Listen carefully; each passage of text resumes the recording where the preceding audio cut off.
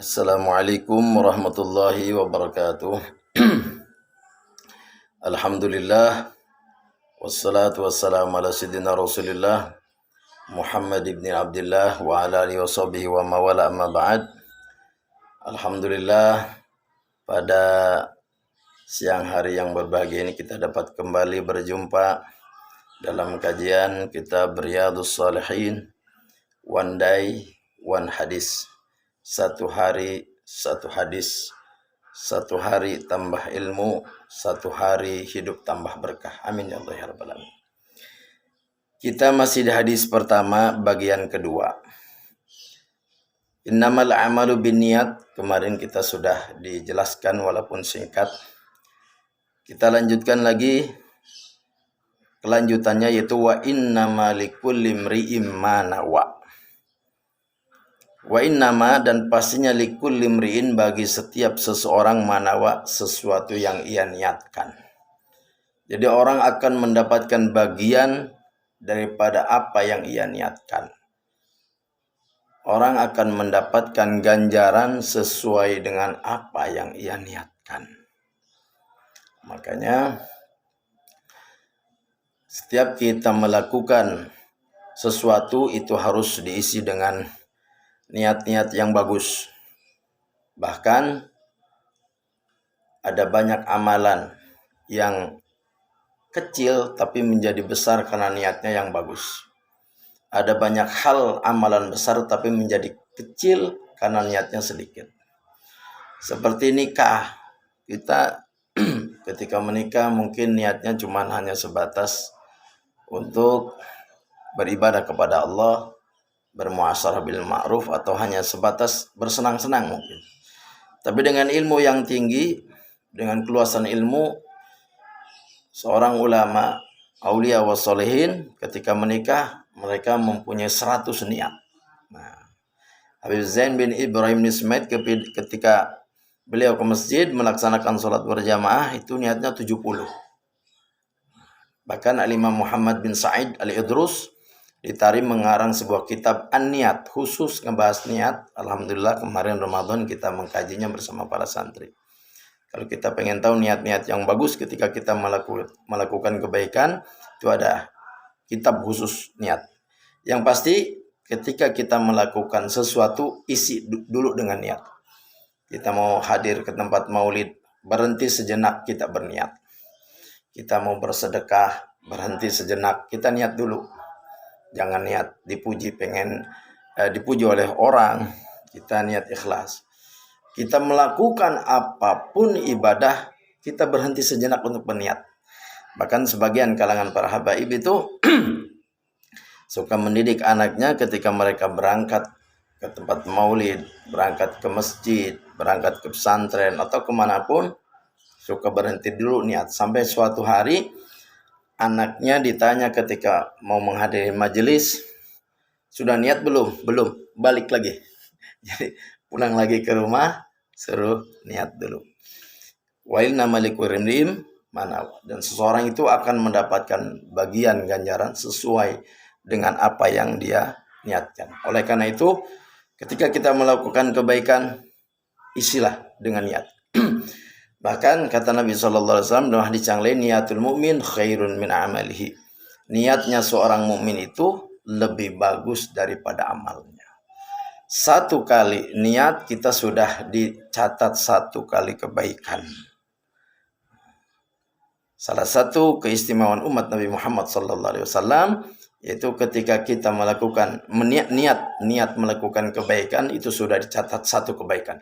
Fa in amilaha, apabila diamalkan, maka kutibalahu asru hasanat, ditulis 10 kebaikan.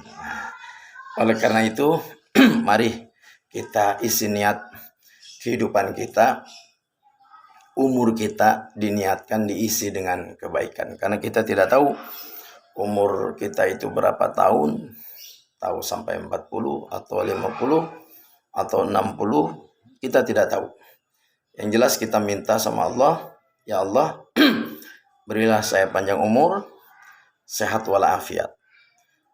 Kalau saya panjang umur, sehat walafiat, Kalau saya panjang umur sampai umur 100 tahun, maka saya akan terus beribadah kepadamu ya Allah. Saya akan baca Quran sehari 1 juz selama 100 tahun. Atau saya akan baca solawat sehari 10.000 selama 100 tahun. Itu harus kita niatkan. Seandainya saya diberi panjang umur 100 tahun, kemudian saya diberikan keluasan rezeki ya Allah, saya niat, maka saya akan membahagiakan orang tua, saya akan membahagiakan anak istri, saya akan membahagiakan masyarakat, saya akan membahagiakan fakir miskin, saya akan menyantuni para yatim. Itu diisi karena umur kita nggak tahu, umur kita berapa tahun, nggak tahu 30 apa 40 atau 50 60, nggak tahu. Dan Allah Maha Adil. Allah memberikan kita umur, ada yang 15 tahun, ada yang 25 tahun meninggal, 30, 40 atau 50 tahun. Itu Allah tetap adil. Makanya yang dicatat oleh Allah Subhanahu wa taala, ketika seseorang meninggal itu isi hatinya. Walikulli mri'in manawa. Ketika dia meninggal umur 30, 40, 50, apa yang ada dalam hatinya apabila dia panjang umur? Ada sebuah cerita, ada seseorang meninggal, kemudian dibuka buku diarinya, ternyata tertulis, masih muda sudah meninggal, belum menikah. Sudah pengen menikah, pengen hidup bahagia bersama anak istri. Cuman itu doang isi buku diarinya, cuman itu. Kalau hanya untuk membahagiakan diri sendiri, orang kafir pun bisa. Kalau hanya untuk membahagiakan diri sendiri dan keluarga, maaf, binatang pun juga bisa.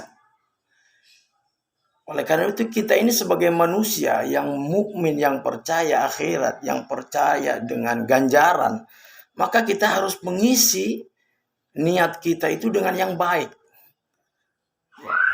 Mungkin bisa kita praktekkan di saat ini. Coba kita ambil pulpen setelah kita menyaksikan kajian ini, ambil pulpen, tulis di buku. Ya Allah, saya berniat seandainya Engkau memberikan saya umur 100 tahun, maka saya selama itu pula saya akan beribadah kepadamu. Atau dibikin detail lebih bagus lagi. Saya akan baca Quran sehari 1 juz. Selama 100 tahun saya akan baca salawat sehari 10.000 misalnya. Saya akan berzikir, saya akan mengajar, saya akan mengkaji kitab baru. Tulis bila perlu. Maka walaupun kita umur tidak nyampe 100 tahun, itu sudah ditulis oleh Allah Subhanahu wa taala. Nah, ini keutamaan umat Nabi Muhammad sallallahu alaihi wasallam.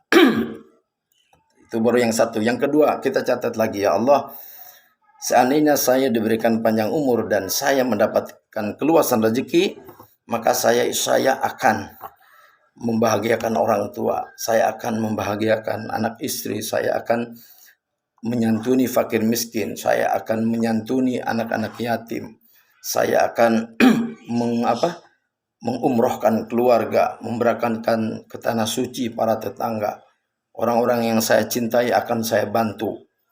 Atau dengan khusus lagi, misalnya saya ingin menjamin makan sehari 100 orang seperti yang dilakukan orang-orang zaman sekarang. Ada sebagian ulama, sebagian orang-orang soleh yang sehari sanggup memberi makan manusia 100 orang. Nah, ini luar biasa.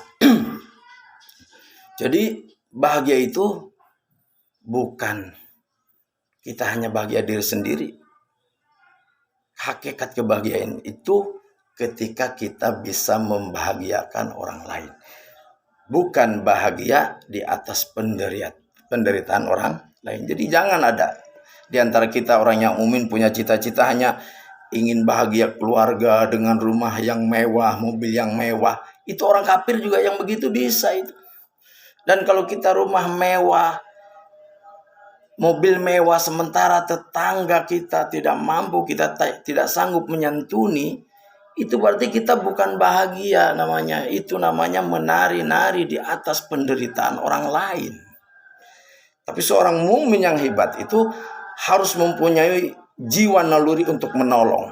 Itulah manusia. Makanya tulis bila perlu setelah mendengar kajian ini, tulis, dicatat, saya Allah, seandainya saya panjang umur, saya pengen begini. Seandainya saya diberikan keluasan rezeki, saya pengen begini. Isi dengan niat-niat yang bagus.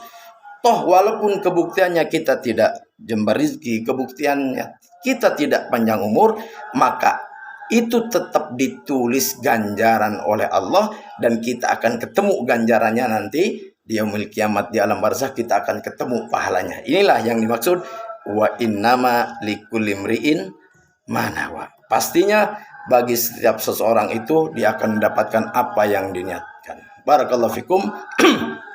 Mudah-mudahan kita bisa mendapatkan hidayah oleh Allah Subhanahu wa taala, bisa mengamalkan bab niat ini dengan mengisi niat-niat yang bagus dalam kehidupan kita, sehingga ketika kita meninggal kita akan mendapati suatu amalan ganjaran yang besar yang membuat kita bahagia di akhirat nanti. Amin ya Allah ya rabbal alamin. Wassalamualaikum warahmatullahi wabarakatuh.